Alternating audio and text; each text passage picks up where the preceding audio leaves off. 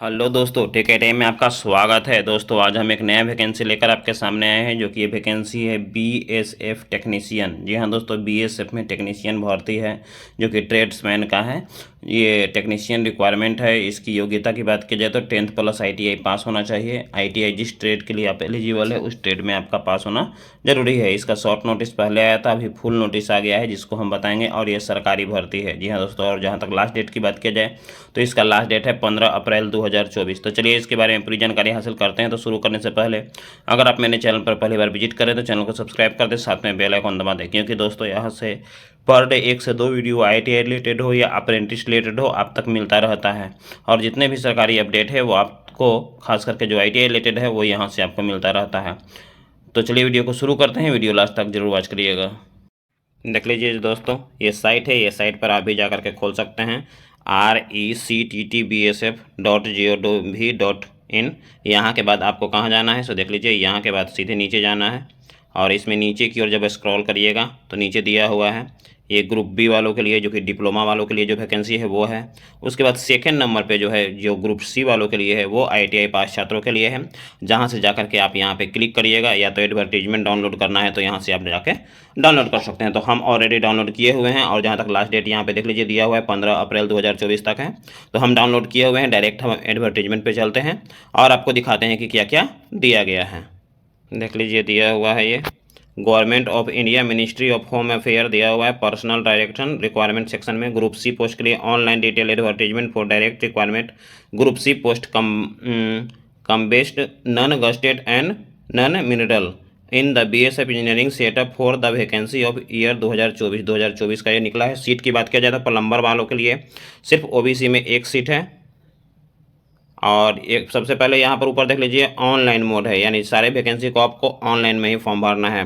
Carpenter वालों के लिए एक सीट है, जो कि जनरल में है। कांस्टेबल जो कि जनरल ऑपरेटर के लिए है। टोटल सीट की बात की जाए तो 13 को है, जिसमें जनरल का 8, ईडब्ल्यूएस का 3, एससी का 1 और एसटी का 1 है। उसके बाद देख लीजिए कांस्टेबल जनरल मशीन में 14 को है, कांस्टेबल लाइनमैन में 9 को है। तो सारी चीज़ों का देख लेते हैं क्या क्या क्राइटेरिया होना चाहिए। जहाँ तक सैलरी की बात की जाए तो देख लीजिए 25,500 से 81,000 के बीच रहेगा पर 7th सीपीसी के अनुसार रहेगा। यहाँ नीचे वाला में अगर आप भर रहे हैं नीचे क्राइटेरिया में है तो 21,700 से 69,100 के बीच रहेगा। जहाँ तक वेबसाइट की बात की जाए तो यहाँ भी दिया हुआ है, इस वेबसाइट पर जाकर के आप फॉर्म को खोल सकते हैं। एक चीज़ और होना चाहिए, देख लीजिए कि जो कैंडिडेट है वो इंडिया का ही होना चाहिए। उसके बाद और देख लेते हैं एज की बात किया जाए तो जितना भी पोस्ट है सबके लिए एज आपको होना चाहिए 18 से 25 साल, जो कि एज लिमिट है। एससी एसटी वालों के लिए 5 साल और ओबीसी वालों के लिए 3 साल। दोनों क्राइटेरिया यहाँ पे दिया हुआ है। उसके बाद और देख लेते हैं कि इसमें क्या क्या क्राइटेरिया होना चाहिए, क्या क्या। अब देखिए एजुकेशन क्वालिफिकेशन की बात किया जाए तो प्लम्बर सीट के लिए जो फॉर्म भरेंगे तो मैट्रिक प्लस आईटीआई होना चाहिए प्लम्बर ट्रेड से, साथ में 3 साल का एक्सपीरियंस।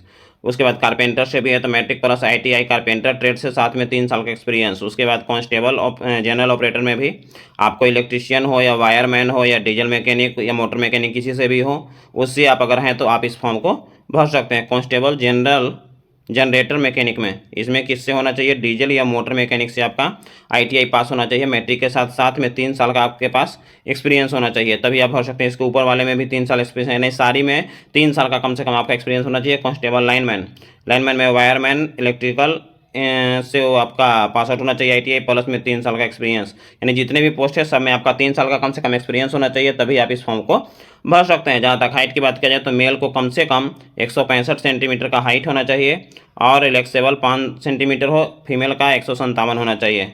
चेस्ट की बात किया जाए तो कम से कम 86 या तो फिर 88 होना चाहिए, 76 नहीं तो 88 81 होना चाहिए। उसके बाद 2 बिलोंग टू 20 ईयर, यानी 2 सेंटीमीटर 20 साल से नीचे के उनको रिलीफ दिया जाएगा।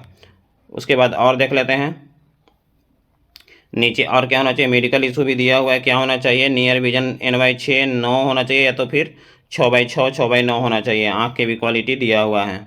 टैटू वगैरह नहीं होना चाहिए, क्योंकि कोई भी शेप में आपका टैटू के प्रेफरेंस नहीं दिया जाता है।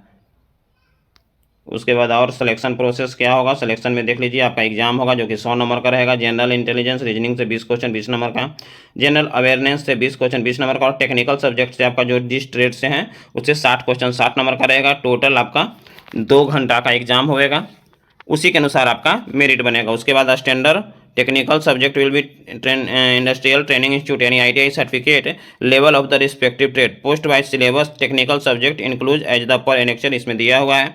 उसके बाद आपको क्वालिफाई करने के लिए कितना आना चाहिए नंबर, तो EWS जनरल OBC को कम से कम 45% और SC ST को कम से कम 40% आना चाहिए। उसके बाद आपका मेरिट बनेगा, उसी के अनुसार आपका मेरिट होगा।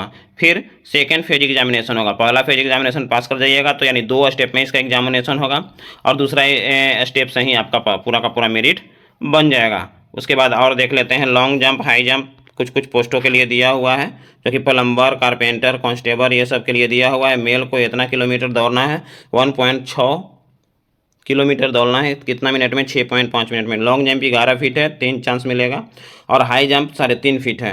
और महिलाओं के लिए भी क्राइटेरिया दिया हुआ है, तो आप अगर इसके लिए सहमत हैं तो आप इस फॉर्म को भर सकते हैं। मेडिकल एग्जामिनेशन जो मेडिकल उसका होगा, उसके बाद फाइनल देख लीजिए। मार्क्स इन रिटन एग्जामिनेशन के अनुसार डेट ऑफ बर्थ के अनुसार भी मिलेगा।